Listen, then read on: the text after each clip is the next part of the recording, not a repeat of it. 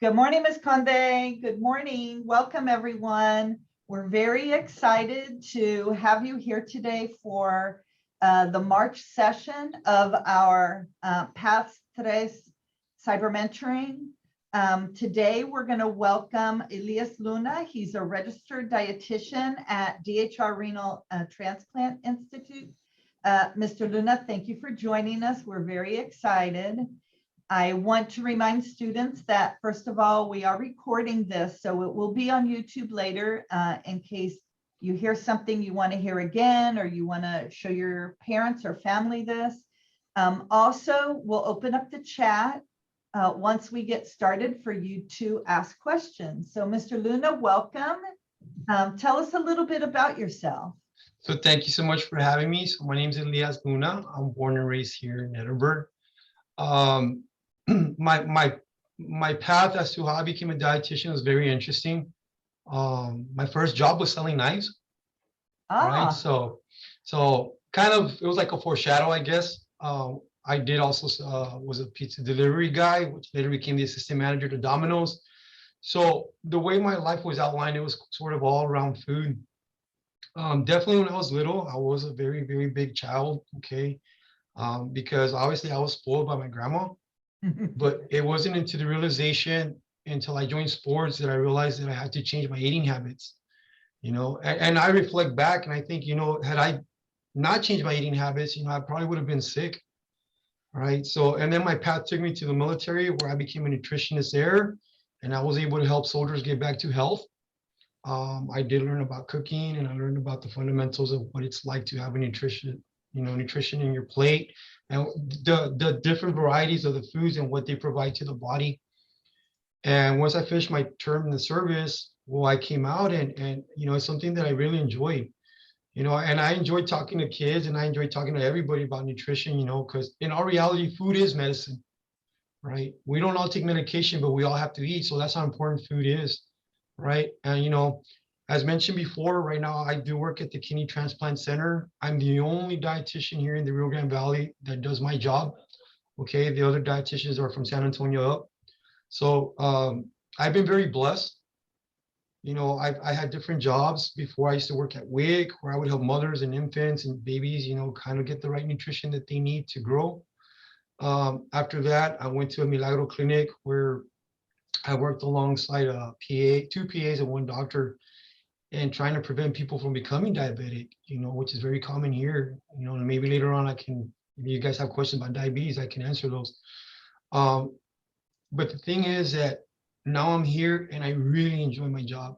The unfortunate thing is here now, I see the after effects of people who didn't take care of themselves, so their kidneys get damaged and it becomes very, I have to do my work very carefully because I got to take into consideration, I don't want to further damage their kidneys, right? So it's a very, very job that makes me use my head. It takes me back to my books. It takes me back to my education, that I learned in school, but I enjoy it. Thank you so much for having me. I'm glad to hear that. I think one thing students would be interested in hearing is your educational background. Where are you from? What schools did you go to?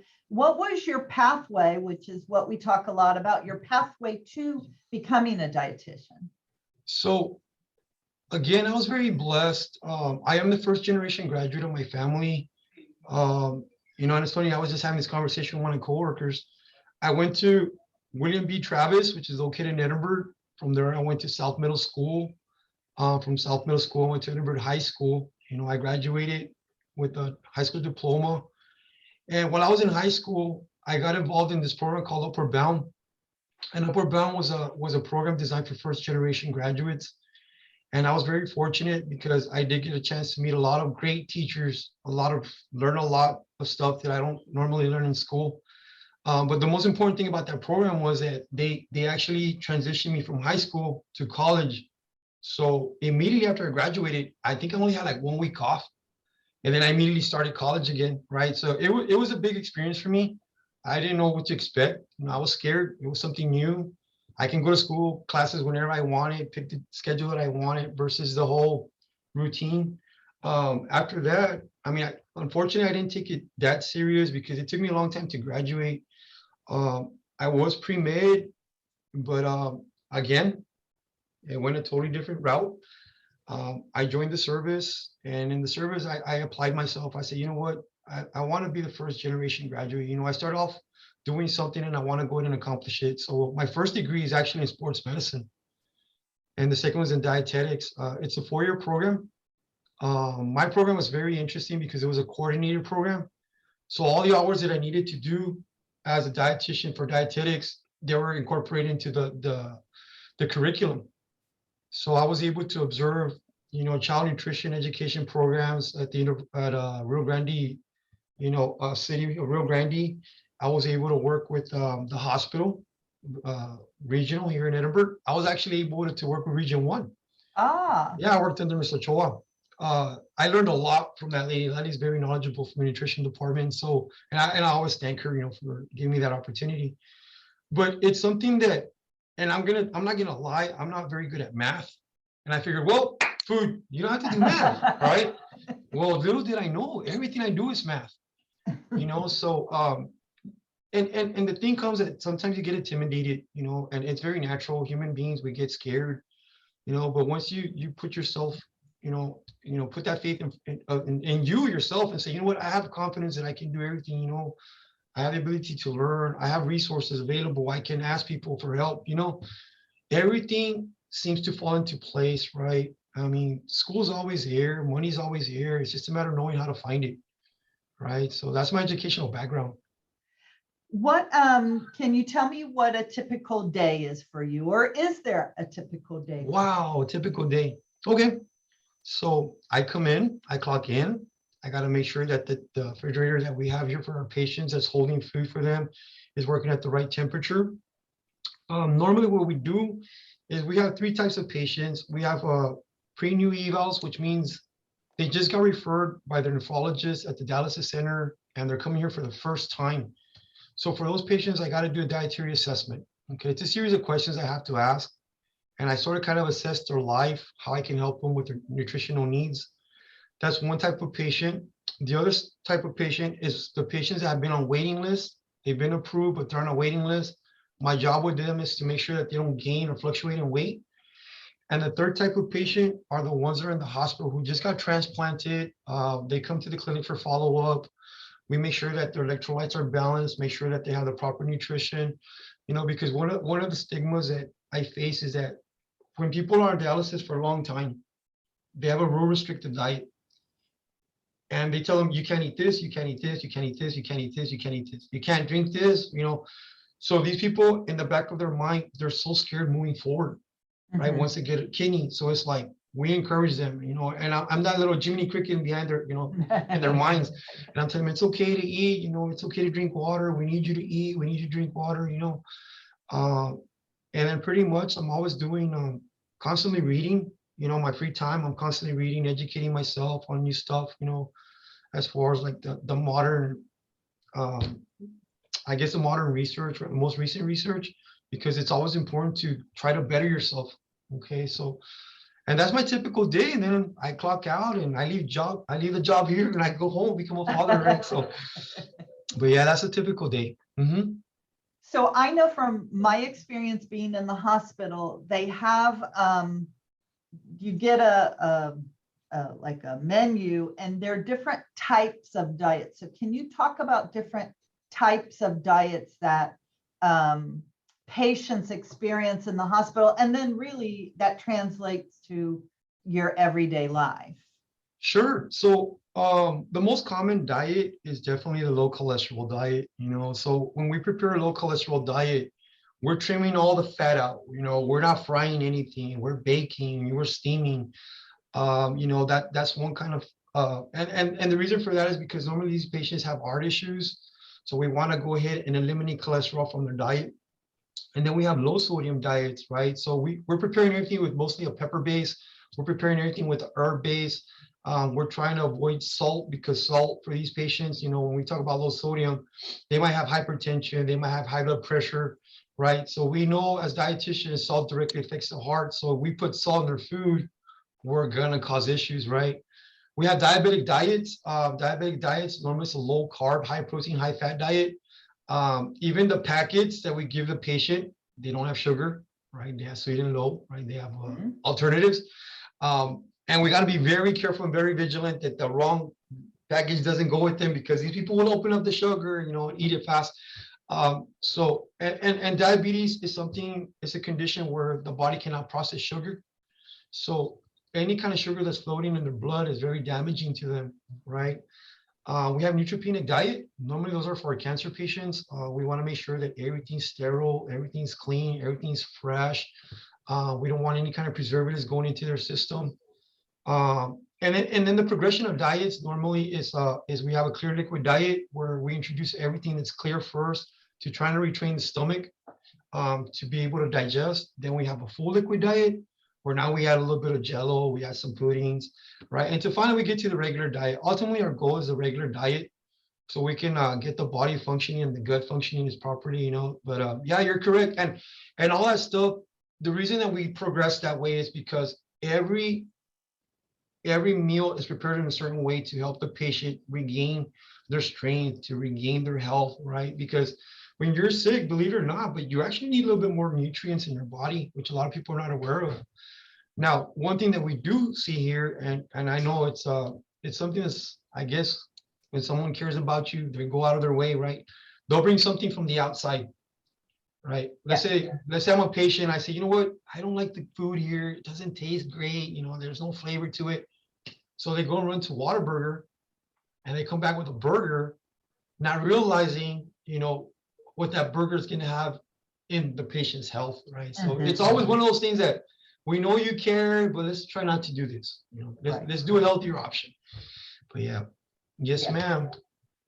I want to remind students and teachers that we've opened up the chat.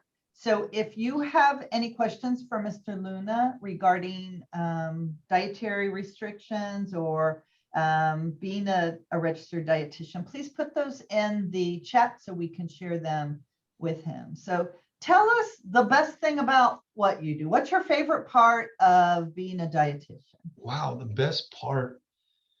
The best part actually is just education, educating the patient, giving them the education that they need. Unfortunately, I can't help you do the work, right? But, it's like I tell patients, all I can do is give you education, right? It's not like when you come here, if I'm a tire shop, you come with something in your tire, I fix your tire and you go and you can see my job. My job is just education. But I think the best part of my job is when I offer that education and the patient responds, wow, I didn't know that's how it worked in the body. I didn't know that that's what magnesium does, or I didn't know what phosphorus did that. I think that's the best part of it, because now I know that I got through to the patient, So yeah, and that's the best part of my job, the education part. So then what's the most challenging part? The math. The math. I mean, there's all kinds of math that I have to do. I have to do ideal body weights. I have to do actual weights. I have to do percent body fats. I have to do calorie counting for some patients. I have to do what kind of more calories do they need to gain weight, to lose weight. I mean, it's challenging because sometimes, the formulas are long. Yes. Right? It's not just like 2 + 2 is 4. I have to actually plug in numbers, and then there's multiplication and subtraction, and so I always encourage people, anybody who's going to go into the science field or the medical field, you need science and math. You need it, and you need it to the point where it's like you like numbers. You want to see numbers. You understand numbers. It's like, oh, okay, I know how these numbers work.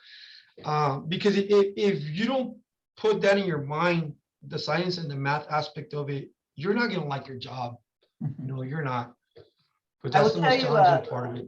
Mr. Luna, I am a math teacher. So there you go. I'm very happy to hear you say that. How important it is in your everyday life. Very. So if one of the students is contemplating, being a dietitian or going into dietary science, but they don't necessarily want to work at a hospital, what are some other places that you'll find dietitians work? Okay, so there's 5 avenues that we can work in. The first one is definitely a hospital setting, right? We can work in a hospital setting. We work alongside the doctors and nurses. The second option is we can work at community clinics. like WIC. We can work at a nonprofit organization, clinics. That's the second option.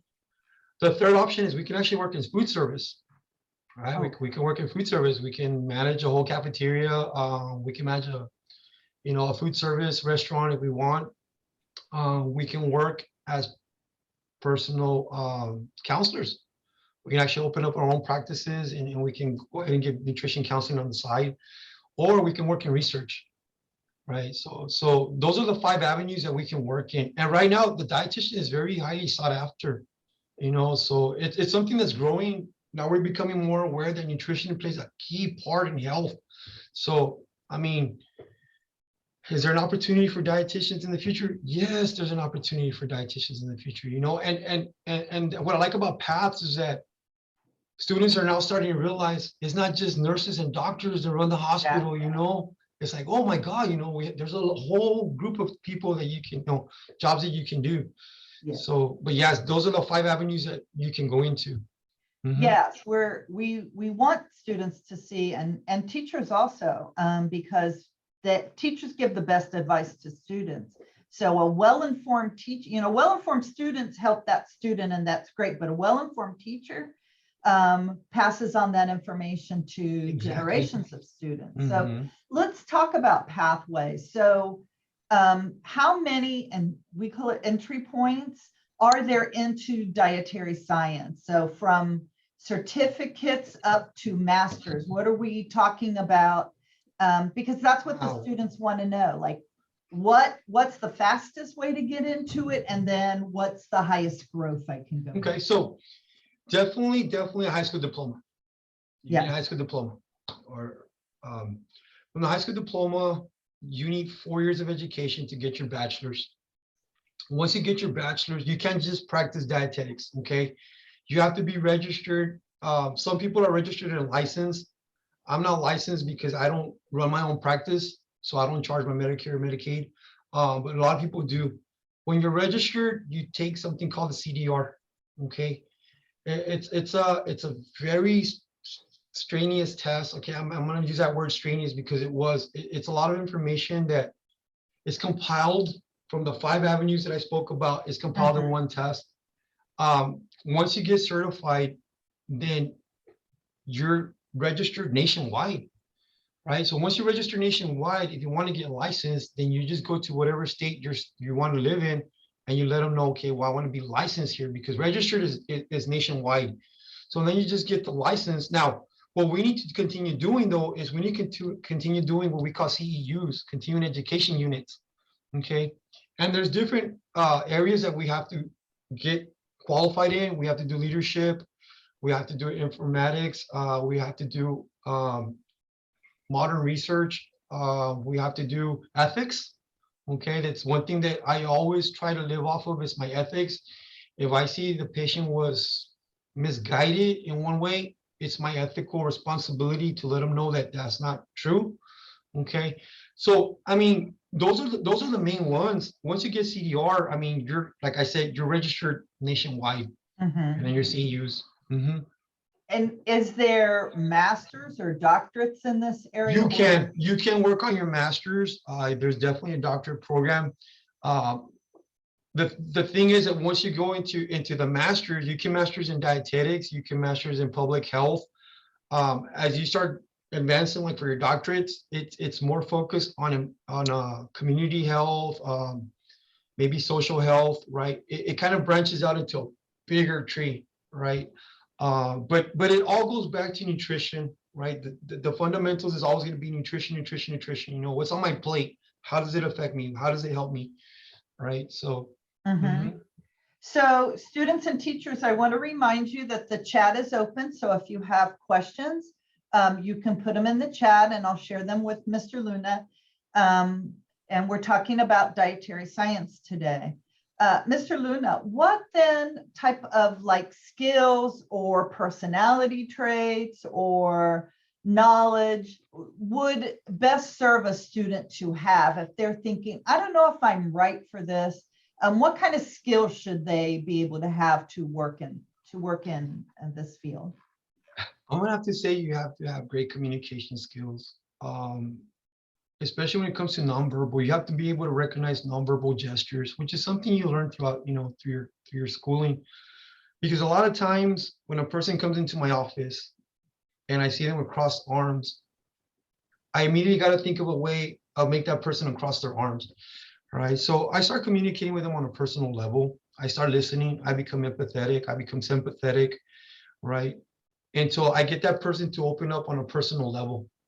Right. And as one thing I've always told people, if you're in it for the money, I'm gonna tell you right now, dietitians don't make that much money. You gotta love your job. You really gotta love your job. I always look forward to putting on my clothes in the morning, coming to work, because I want to know who I'm gonna affect today, right? But you have to have great listening skills. You have to have great writing skills. I do a lot of writing. Most of my reports, they go through CMS, they go through my directors, so I do a lot of writing. I do a lot of math, right? So there's sections where I gotta just do math. Another thing that I'm going to encourage you all, as students to do is learn sciences. Like, don't just memorize it, learn it. Like learn what biology is, learn how the body works. What is a cell? What are the parts of a cell? Because when it comes to nutrition, as a dietitian, we have to know how the food is coming in and out of the cell, at the basic level. And what happens when you put something you're not supposed to have in your system? How you're affecting the cell, because in all reality, the cell is what makes up the organism, right? Really, really learn your sciences and your math. But those are the skills pretty much that you have to do. And you have to be a hard worker. You have to love it. You have to, you have to say, I'm going to go to work. I'm looking forward to work. Because in all reality, when you enjoy something you do, it's not work. It's a service. And that's what we do here. We provide a service.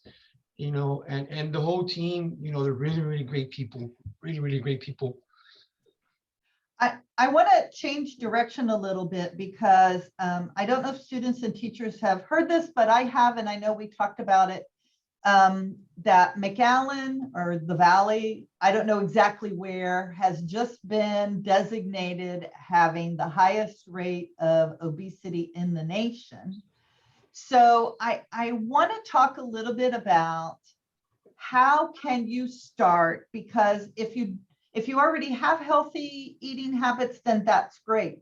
But if you don't, and you know that your family doesn't, and you want to help make a change, where can you start? Because really, I know, you may have a lot of knowledge, eat fruits and vegetables, high fiber, all of this, but actually putting it into practice, where's a good place to start for students who can go home and talk to their families and give us some advice on this? So that's a very, very good question. You'd have to start with breaking the chain of tradition, right? Obviously, as Mexican Americans, our food's not the best, but it's our culture, it's our traditions, right? But there has to be a break and say, okay, maybe sometimes this food is good for certain occasions, but we can't have it all the time. And just educating yourself and having that knowledge. The other thing that I would suggest is find a group that thinks the same way you do. Okay, because it's better support in numbers than it is by yourself. Because when you're by yourself, and especially the kids at this age, it's really easy to get steered by your peers, right? So if you have a group that says, well, I'm going to start eating healthy, well, I'm going to join you, and I'm going to join you. And by the time you know it, this group, they start supporting each other. Hey, did you eat your banana? Hey, did you eat your apple? Hey, what did you bring today? Well, and believe it or not, but those small steps in the long run affect how the body starts changing, right? And sometimes we also got to understand, and I know this happened to me when I was a kid, they would always say, if you don't eat everything on your plate, the kids in Africa are going to get affected, right? But the thing is, it also got to start with education with the parents. Let them know, Mom, Dad, I don't want to eat everything on my plate because I have enough calories that I need, for my body to grow. If I put more calories, then I'm going to go this way and not this way, right? And sometimes it's just talking to the parents and letting them understand. It's not that I don't like your cooking. It's not that, because, you go from house to house, and what do? Here you go, eat this, eat that, eat that. And it's okay to say no. It's okay. You know what? That's all right. I'm not hungry. I just ate, without hurting their feelings, but it starts there. It starts with those little small steps. That's great. Students, I want to remind you that the chat is open and you're more than welcome to put questions to share with Mr. Luna. I think this is something that I know when we have our conferences, this is always a very popular, Mr. Luna is very popular. Why don't you talk a little bit about some of the changes students can make?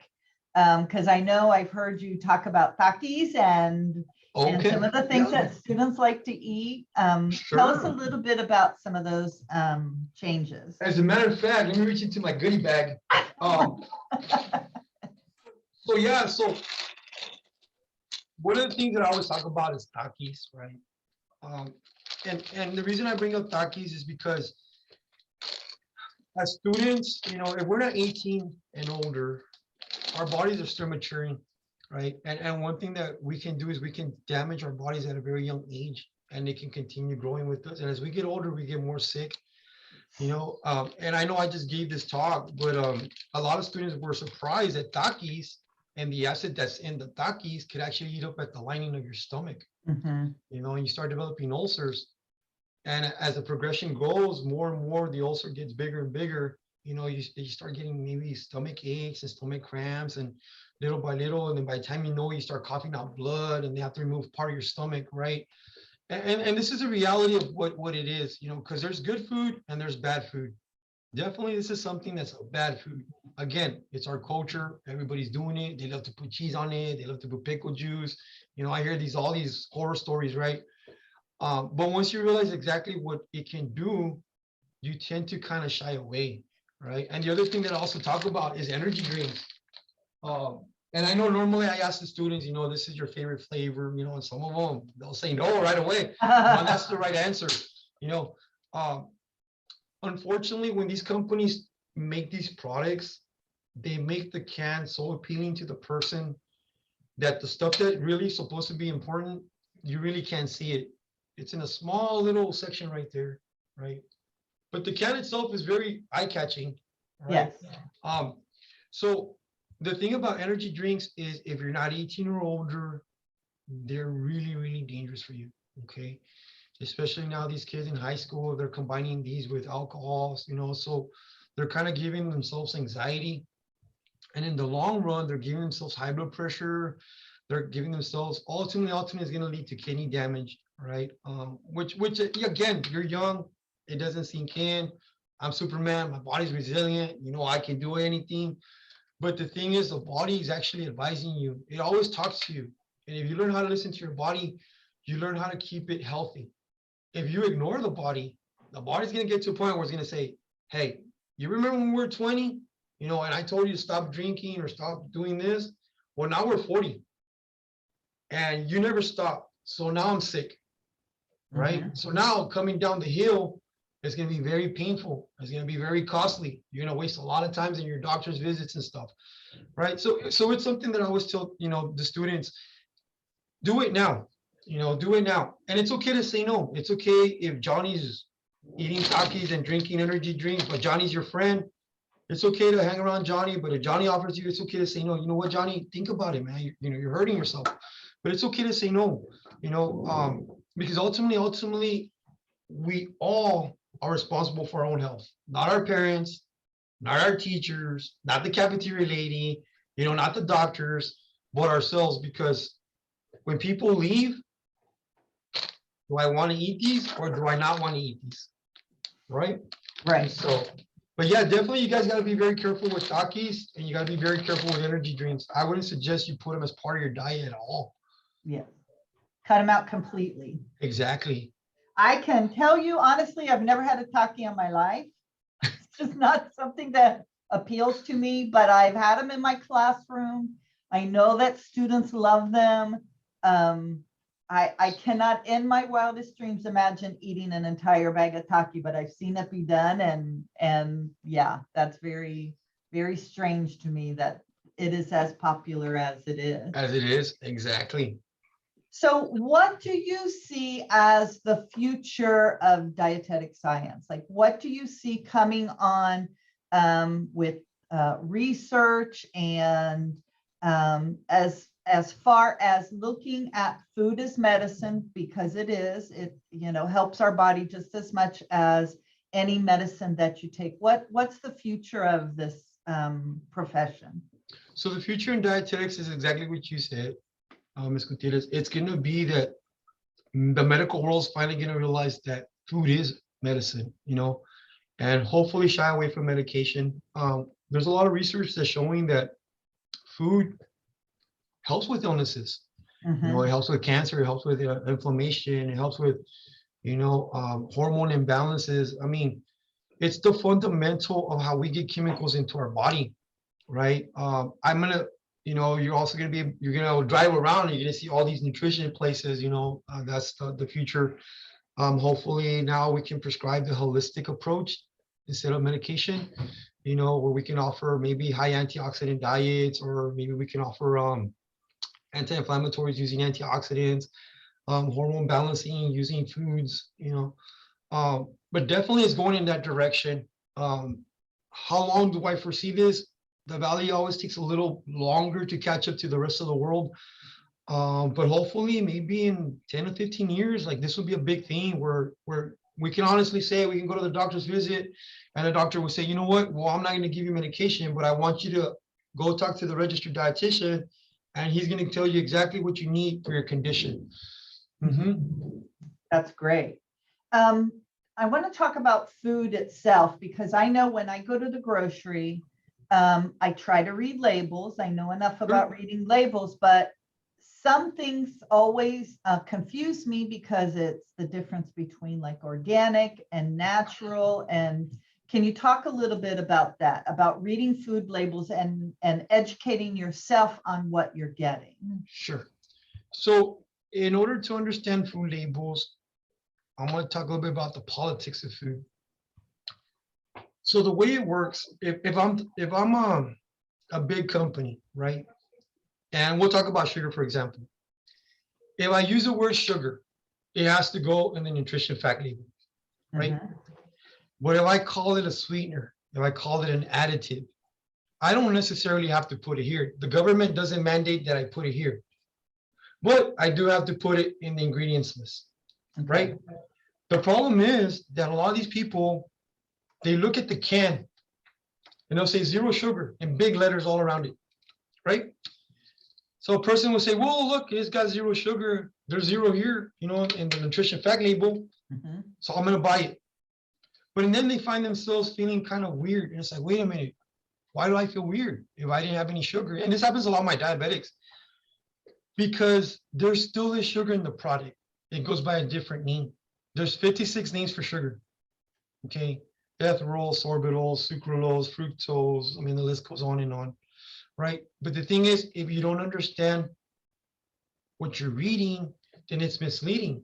The other thing that the companies do is, let's say the product is low sodium, right? Well, they're going to increase the fat and they're going to increase the sugar, right? So that's for low sodium. Now, let's say it's low fat.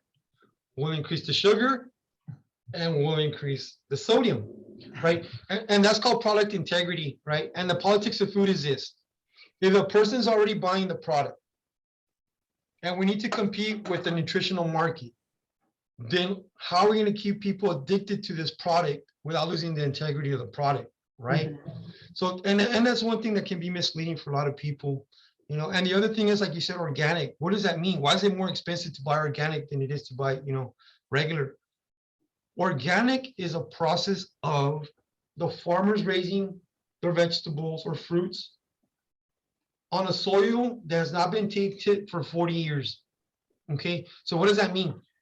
This soil that they use to grow their product has no chemicals, it has no pesticides, you know, it hasn't been touched in 40 years.